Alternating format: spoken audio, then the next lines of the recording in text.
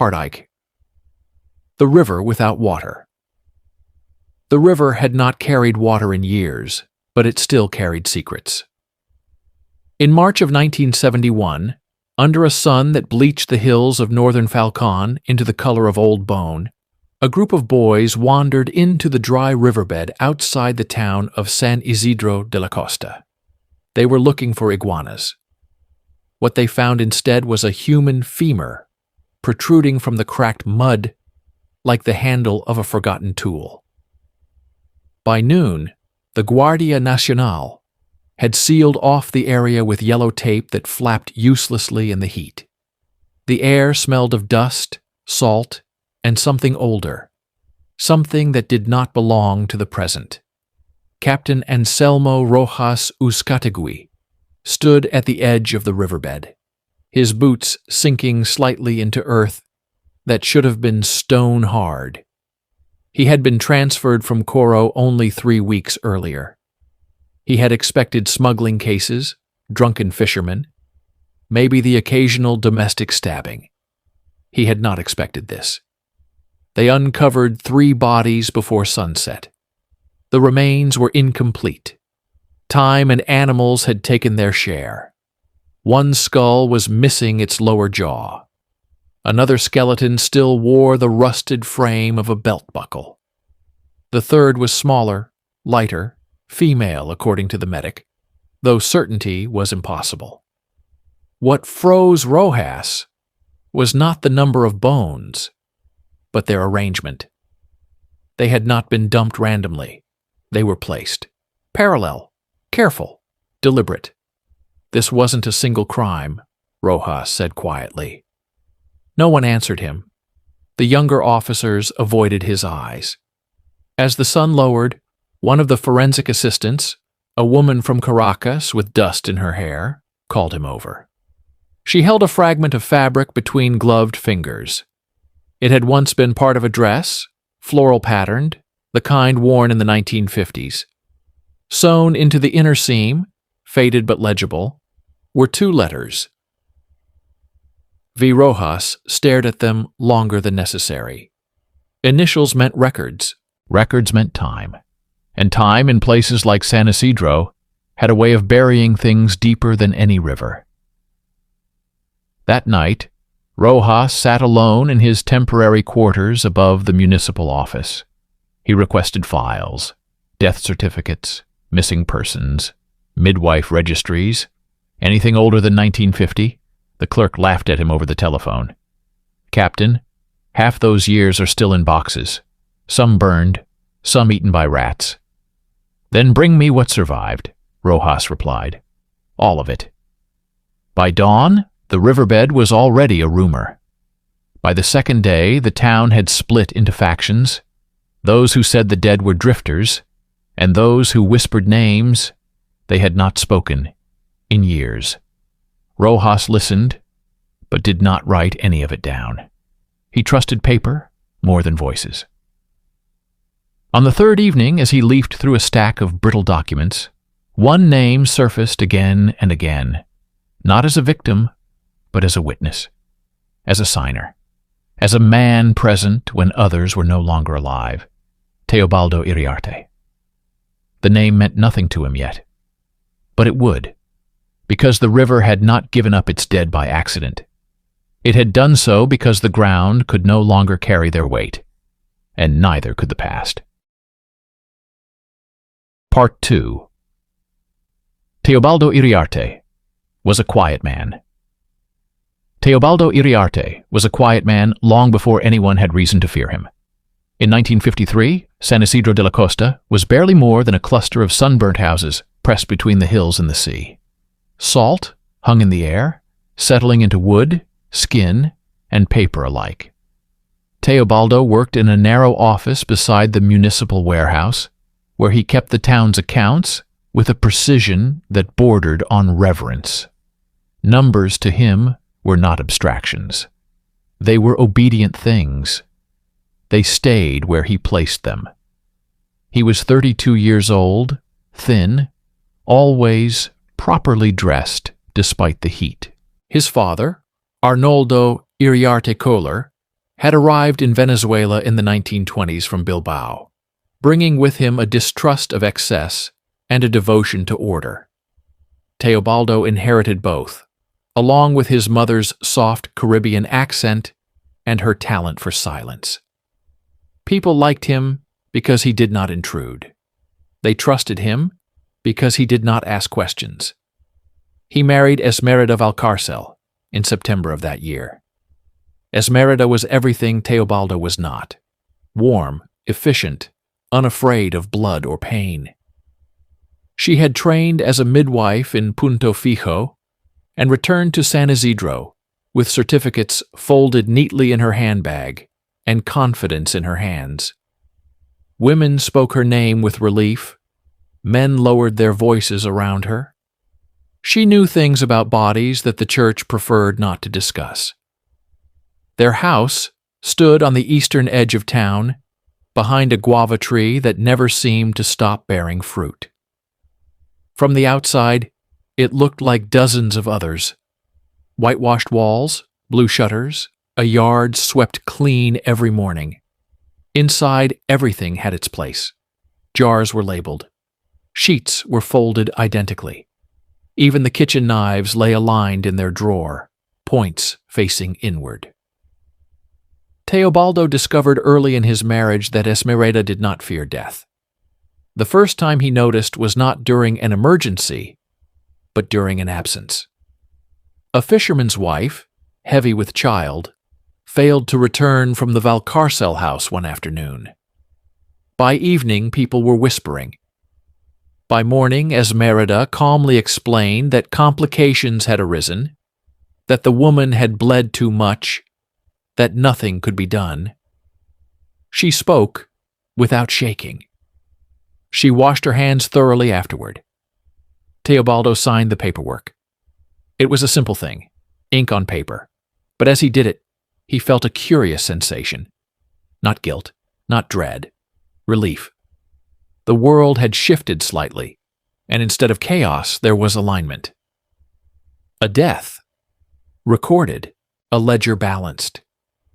In the months that followed, Teobaldo noticed patterns where others saw coincidence. Deaths that produced no questions, accidents that closed accounts permanently, a man who drowned without debt, a woman who died without heirs. Each time Teobaldo was present in some official capacity, counting, certifying, organizing the remains of a life into something manageable. At night, Esméreda would speak to him quietly, as if discussing weather. "Some people are already half gone," she once said. "They just don't know it yet." Teobaldo did not disagree.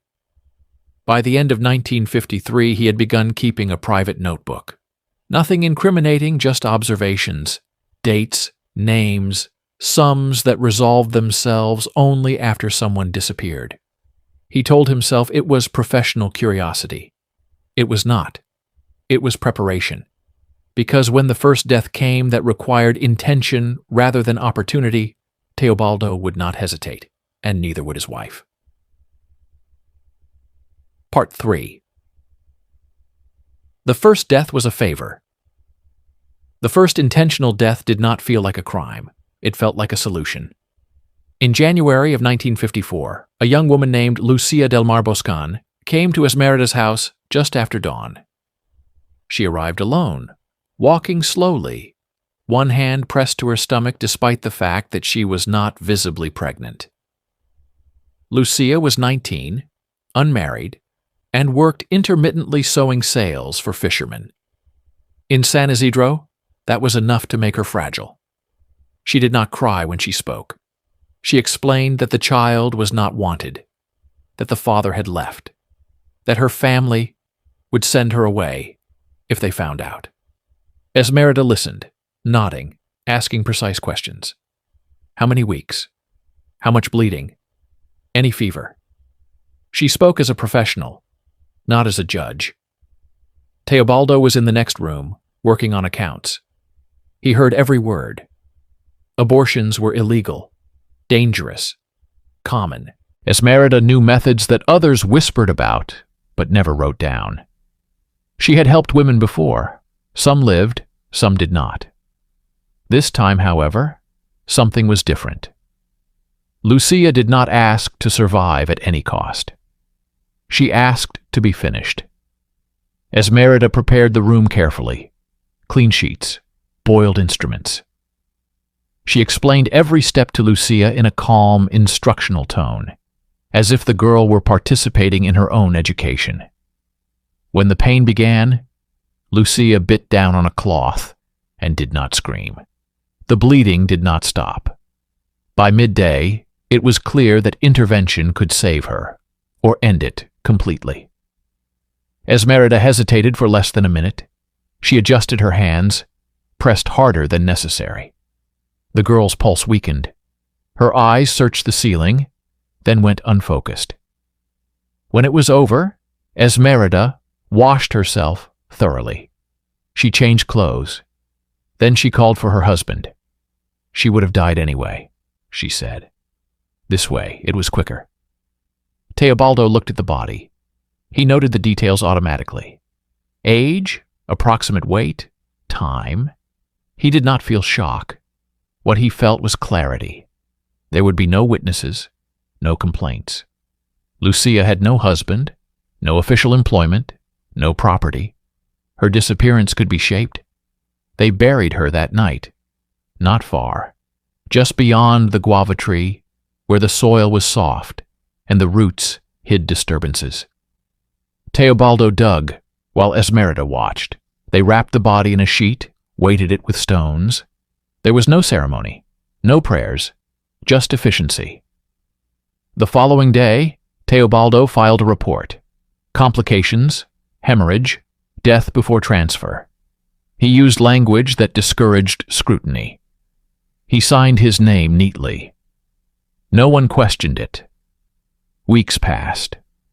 Nothing happened. The town absorbed the absence the way it always did. Lucia became a cautionary tale, then a forgotten one. What remained was not guilt, but possibility. The second death came easier. A month later, a drunk dock worker fell into the harbor after leaving a cantina. Esméreda had seen him earlier that day, his balance poor, his skin jaundiced. Teobaldo ensured that the ledger reflected no outstanding wages. The man drowned. No one searched too hard. By the third death, they were no longer improvising. They spoke about it openly, but precisely, never using words like kill or murder. They spoke of outcomes, of balance, of necessity. Esméreda selected those whose deaths would cause the least disturbance. Teobaldo ensured that paper followed reality, not the other way around. What bound them was not cruelty. It was agreement. They were helping the town by removing its excess, its mistakes, its loose ends. And for the first time in their marriage, they felt perfectly aligned. They did not yet think of themselves as killers. They thought of themselves as caretakers. Part for rest. Accidents do not ask questions.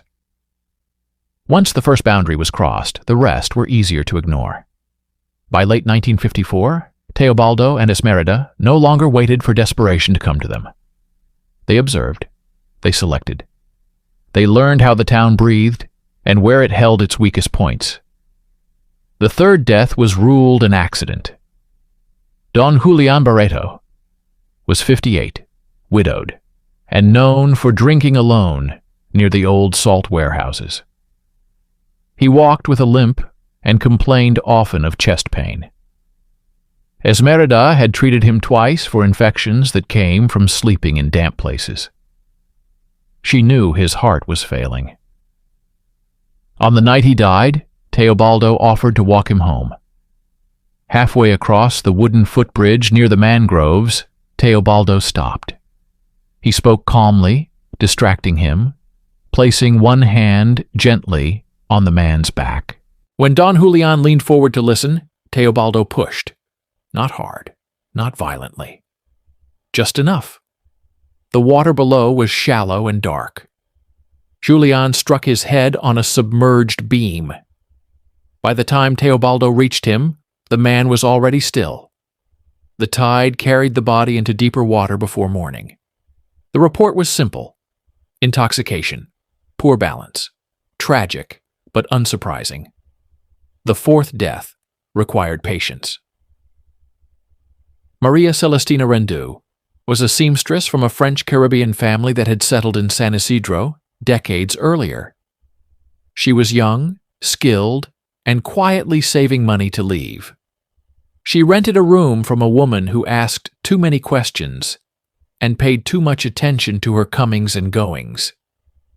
Esméreda befriended her first.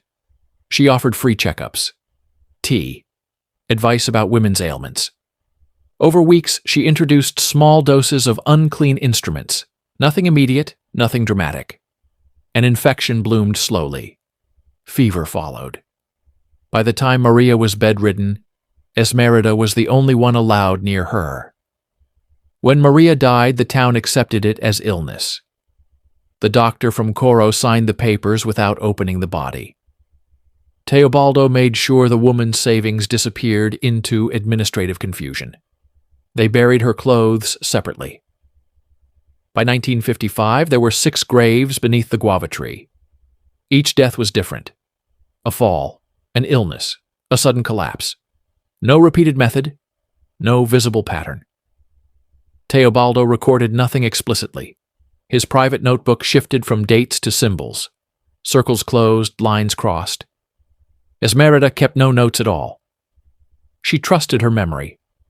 What changed was their behavior. They slept better. They argued less.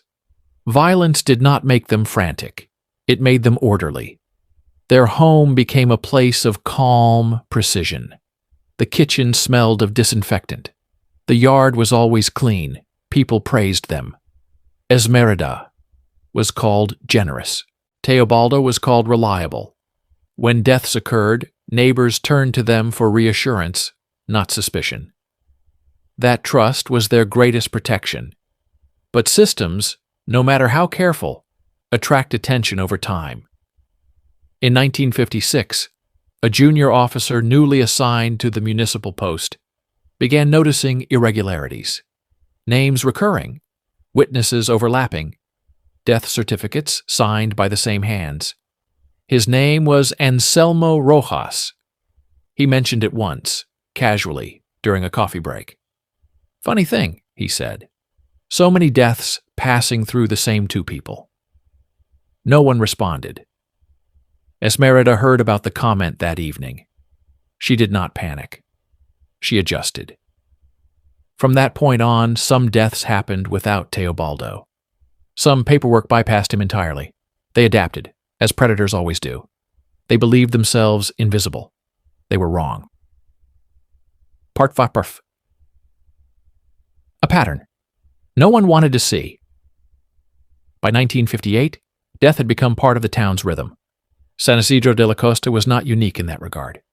People died everywhere, of heat, of drink, of bad luck. What made San Isidro different was not the number of deaths, but how quietly they were accepted. No scandals, no grieving crowds, just closed doors and swept yards. Officer Anselmo Rojas noticed this long before anyone else did. He was still young then, not yet a captain, and his superiors regarded his attention to detail as a harmless flaw. He kept lists in his own notebook, unofficial, unapproved, names of the deceased, dates, causes. He did not accuse, he only counted. The same names kept appearing. Teobaldo Iriarte certified 12 deaths in 5 years. Esméreda Valcárcel had attended 8 of them medically. In 4 cases, both names appeared together.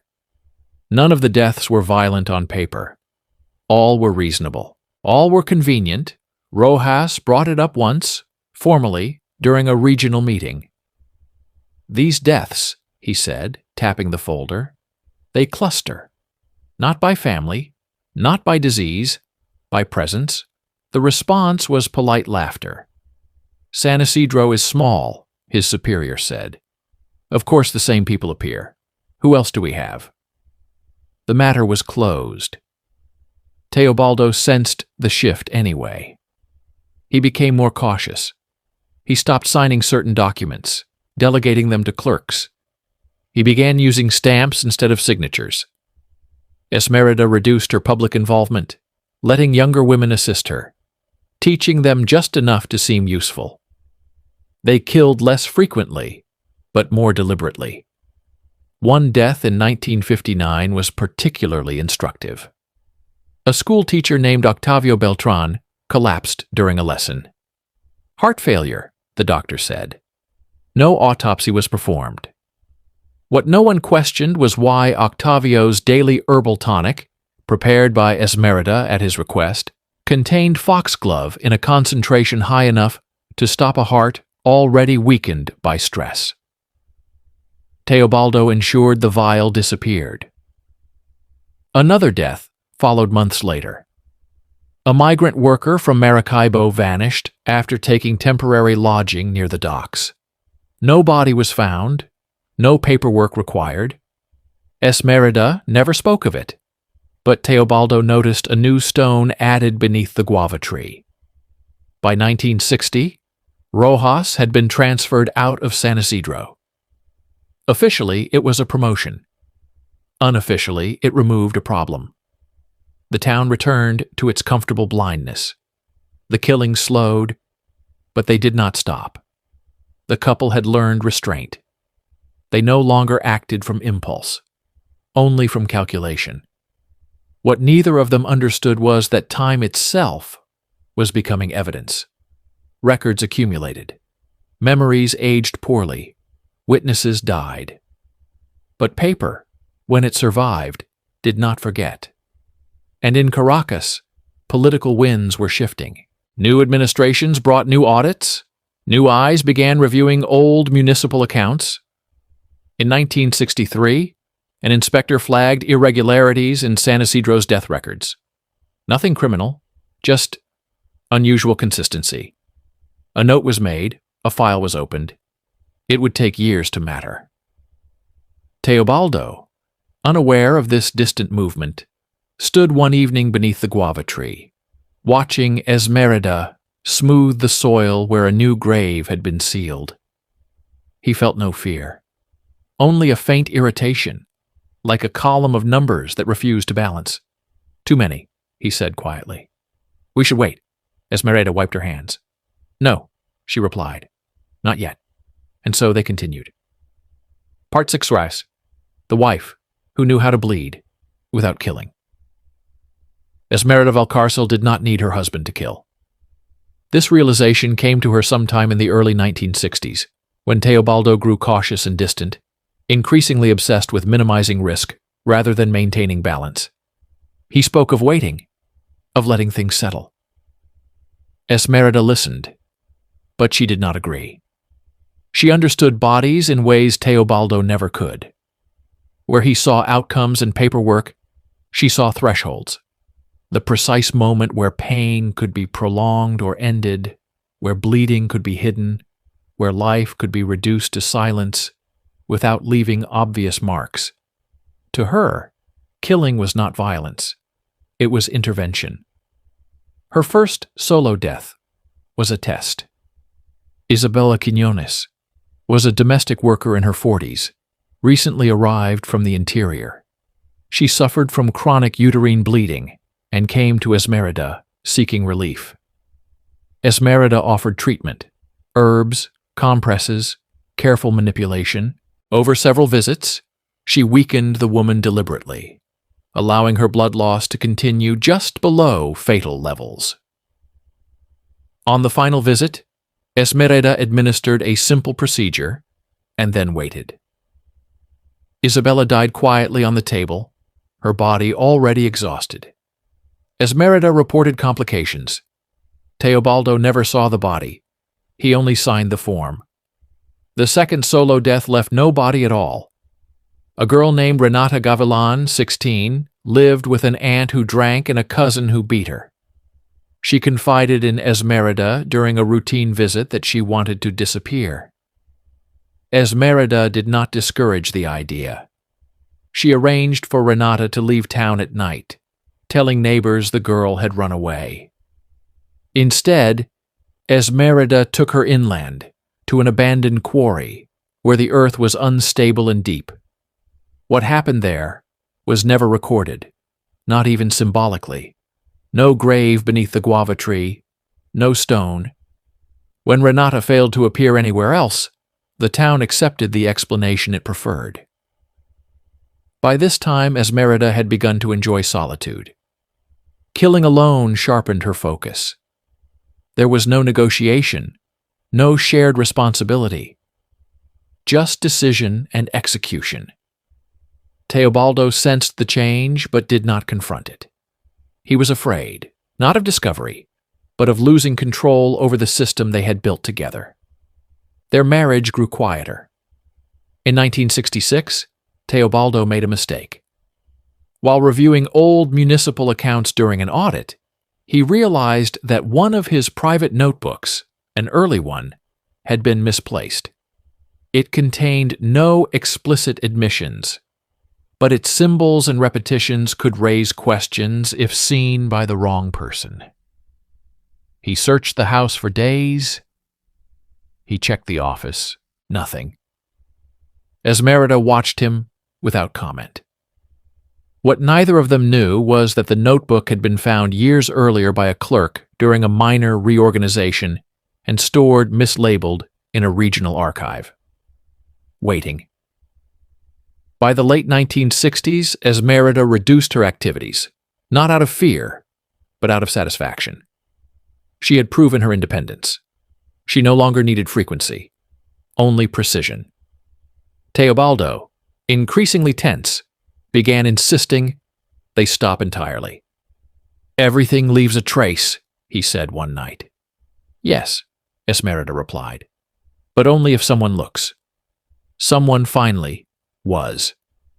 In 1969, Anselmo Rojas returned to the region as a captain, tasked with reviewing unresolved deaths in coastal towns.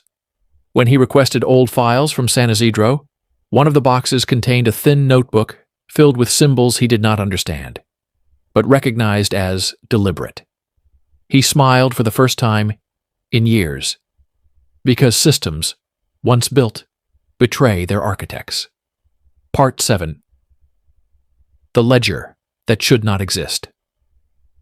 Captain Anselmo Rojas understood paperwork the way hunters understand tracks. The notebook he found in the regional archive was unremarkable at first glance. Thin, unlabeled, filled with dates, symbols, and columns that did not correspond to any official accounting system.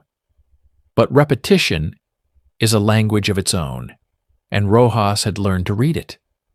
Circles closed beside certain names, lines crossed through others. Some dates carried double marks. When he compared the entries to death certificates from San Isidro, the pattern emerged, not of cause, but of conclusion. Each symbol marked an ending. Rojas requested additional files. Quietly. No warrants. No accusations. Just paper. What he found disturbed him. Deaths certified quickly. Transfers that never occurred. Medical interventions always traced back to the same midwife. Financial accounts that resolved themselves only after individuals disappeared. None of it was illegal in isolation. Together, it formed a structure. Rojas returned to San Isidro in early 1971 under the pretense of reviewing coastal smuggling activity. He visited the municipal office where Teobaldo still worked, older now, thinner, his hair streaked with gray. They spoke politely. Teobaldo offered coffee. He answered questions efficiently. He did not volunteer information. His calm irritated Rojas, not because it was suspicious, but because it was rehearsed. That evening, Rojas walked past the Iriarte house. The guava tree caught his attention immediately. Its fruit was abundant despite the poor soil. Too abundant. He marked the location mentally and waited. The break came unexpectedly. Heavy rains earlier that year had briefly reactivated the dry riverbed outside town. When the water receded, bones surfaced. The discovery forced action. Excavation orders were issued. Rojas took command. What they found confirmed his fears. The remains matched deaths he had catalogued years earlier. One set corresponded to a woman officially buried elsewhere. Another belonged to someone never reported missing. Among the fragments recovered was a piece of fabric, floral, old, with faded initials. E. V. The search warrant was issued within 48 hours. They dug beneath the guava tree. The earth gave easily. Too easily. They uncovered bones wrapped in decayed cloth, jewelry, medical instruments no longer in use. Each item was catalogued, photographed, bagged. There were more graves than expected. Teobaldo did not resist arrest. Esméreda watched silently as they took her instruments. During interrogation, neither denied involvement. They corrected details, clarified dates, provided names. There was no remorse, only precision. "You could have stopped," Rojas said to Teobaldo. "We did," Teobaldo replied. "You were just late. The evidence was overwhelming. The notebook, the graves, the bodies, the records. What had once been invisible now stood undeniable." The town watched as the couple was taken away. No one cheered, no one spoke, because San Isidro had to confront a truth more unsettling than violence, that evil had worn familiar faces and signed official forms. Part 8. The ground beneath the guava tree. Once the ground was opened, it refused to close again. The excavation beneath the guava tree took 3 days. Soldiers rotated in shifts. The soil was layered, older graves deeper, newer ones closer to the surface. Each burial followed the same logic: wrapped, weighted, placed to minimize disturbance. There was no haste in the work that had been done there, only routine. By the end of the second day, 14 distinct burial sites had been identified. Some contained full skeletons, others only partial remains, bones removed and relocated, likely to reduce volume or avoid detection during later disturbances. Several graves held personal effects: earrings, belt buckles, rosaries, a child's shoe. Each item was logged and photographed against a numbered marker. The medical examiner confirmed what Rojas already suspected. These people did not die the way the records say they did. Some showed blunt force trauma inconsistent with reported accidents. Others bore signs of prolonged infection deliberately untreated. 2 female victims had evidence of invasive procedures performed without medical necessity. Esméreda's work. Inside the house, the search continued. In the bedroom, officers found meticulously folded clothing, some never belonging to either resident. In a locked cabinet, wrapped in oilcloth, were instruments no longer approved for use: curettes, clamps, syringes with hand-etched measurements. Everything was clean. Everything was organized. Teobaldo's contribution was less physical, but no less damning. Hidden behind a false panel in his office desk, investigators discovered ledger copies, secondary records he believed destroyed. They documented discrepancies between official death reports and internal accounting adjustments. Money that vanished after certain deaths, wages reassigned, properties quietly absorbed by the municipality or sold below value. None of it benefited Teobaldo personally. That fact unsettled the prosecutors more than greed would have. During interrogation, Esméreda spoke freely. She described bodies as systems, explained how fear and trust worked better than force. She corrected the examiner's assumptions about cause of death with professional calm. "They were already failing," she said. "I just decided when." Teobaldo spoke less. When he did, it was about order, about preventing chaos, about how towns rot if no one manages their excess. "You think you discovered something," he told Rojas. "All you did was arrive after the work was done." The indictment listed 18 victims. Rojas knew the number was higher. Some bodies would never be found. Some names would remain unspoken, but the structure, the system, was fully exposed now. The trial was scheduled for late 1972 in Coro, under military jurisdiction due to the scope of the crimes and the involvement of state records. San Isidro returned to silence. The guava tree was cut down. The hole was filled, but nothing grew there again. Part Mime. The trial without applause. The trial began without ceremony. There were no crowds outside the courthouse in Coro, no shouting, no banners, only soldiers at the entrance and journalists who spoke in low voices, as if volume itself might contaminate the proceedings. The case of the people versus Teobaldo Iriarte and Esméreda Valcárcel was heard under military jurisdiction, justified by the manipulation of state records and the scale of concealed deaths. The defendants sat separately.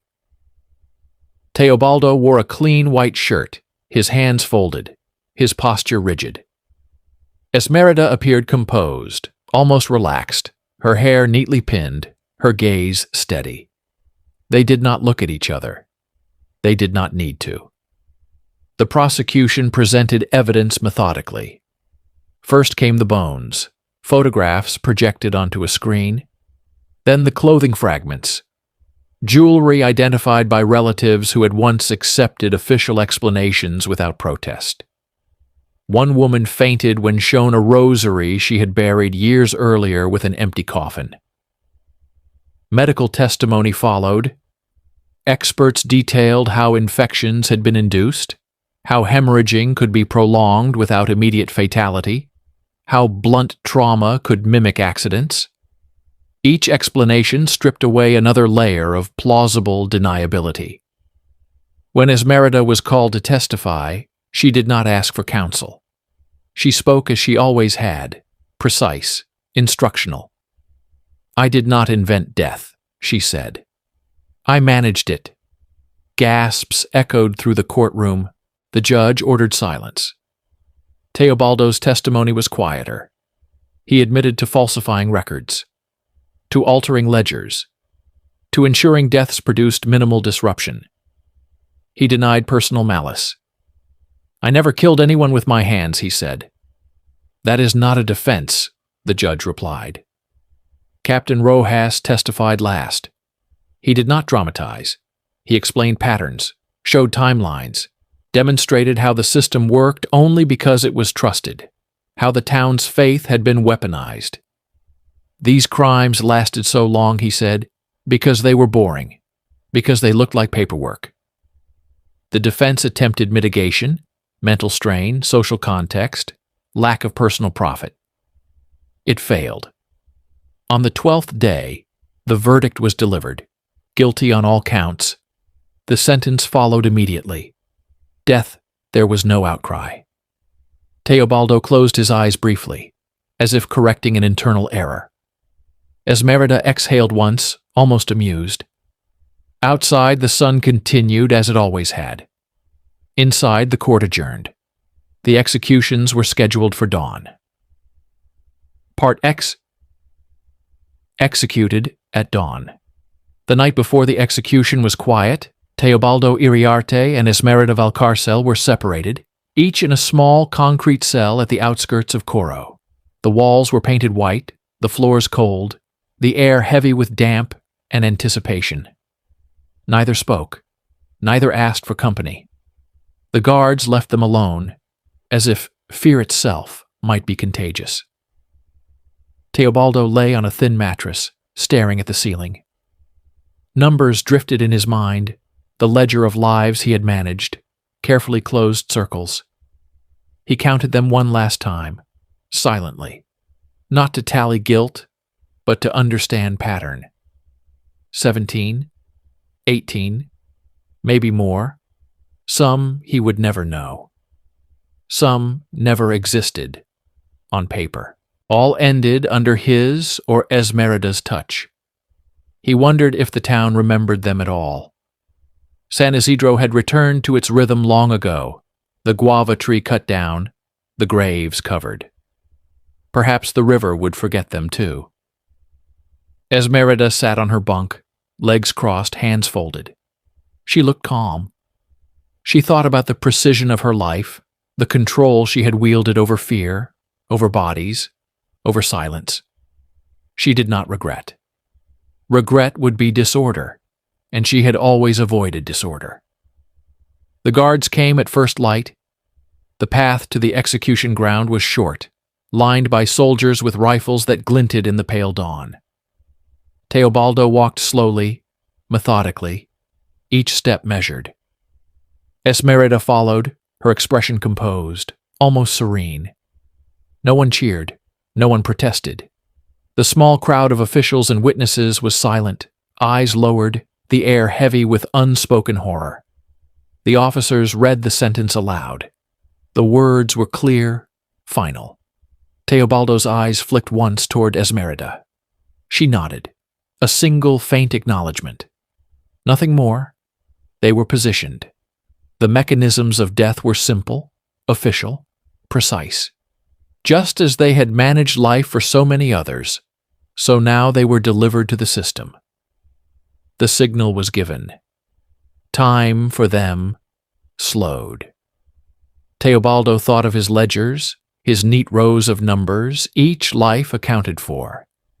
He thought of Esméreda, who had always understood more than he ever could. Esméreda thought of the thresholds she had crossed, the quiet control she had maintained, the inevitability of consequences, even for those who believed themselves untouchable. The sun rose. The shots were fired. When the smoke cleared, the bodies were still.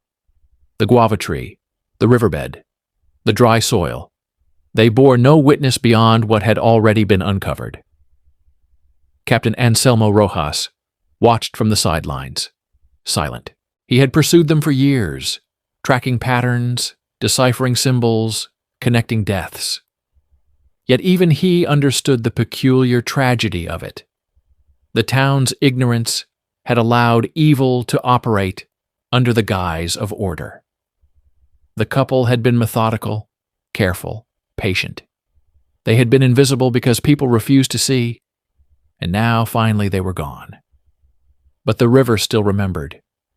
The dry soil still held fragments of lives. The guava tree, cut down, left only scars in the earth. And the town, silent and sunburnt, had learned what it meant when evil wears familiar faces and paperwork can become a weapon. Rojas turned and walked away, leaving the ground to rest. He understood that patterns, once formed, leave traces. And some of those traces, like the dry riverbed, would never fade entirely. Time continued its work, and life, precarious and fragile, went on. The story ended. But the echoes remained. They did not yet think of themselves as killers. They thought of themselves as caretakers,